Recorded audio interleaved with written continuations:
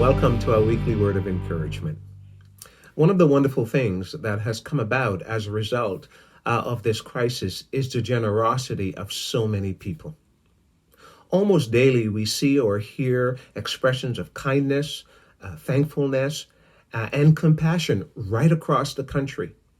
And not just to those on the front lines battling this deadly disease, but others who are equally in need of some tangible expressions of kindness.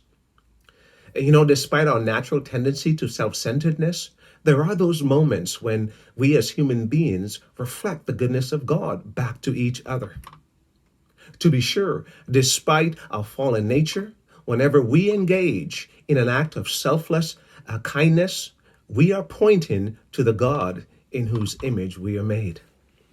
As Psalm 107 verses 8 and 9 says, "Oh, that men and women would give thanks to the Lord for his goodness and for his wonderful works to the children of men. For he satisfies the longing soul and fills the hungry soul with goodness." God is not stingy or reluctant about sharing his goodness. Quite the opposite. He wants us to partake of it and equally to share it with others. Whatever good we have or whatever good we enjoy flows out of God's gracious goodness to us. Every good and perfect gift comes down from above, from the Father of lights. That's what James 1 verse 17 says.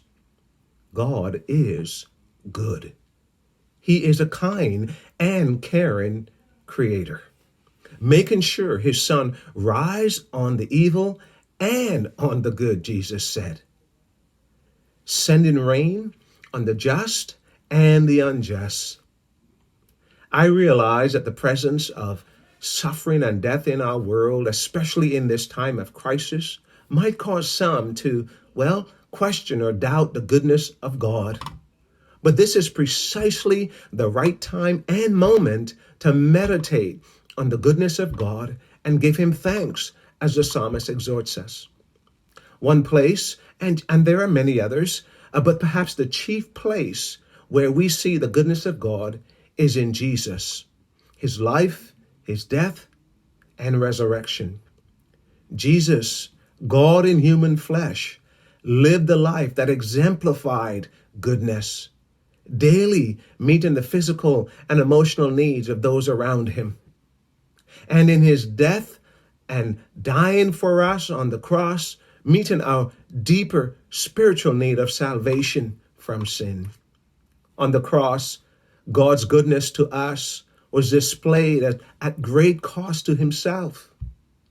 As Joshua Butler says, the gospel has often been called a great exchange, where in union with Christ, he exchanges our poverty for his riches, our wickedness for his righteousness, our rejection for his perfection, our sickness for his wholeness. What should be our response to God's goodness? To thank him and worship him, to go to him for what we need, and to share it with others out of his abundant goodness to us. Let me leave you with one challenge for this week. Find one way you can express the goodness of God to someone in need. God bless you as you do that.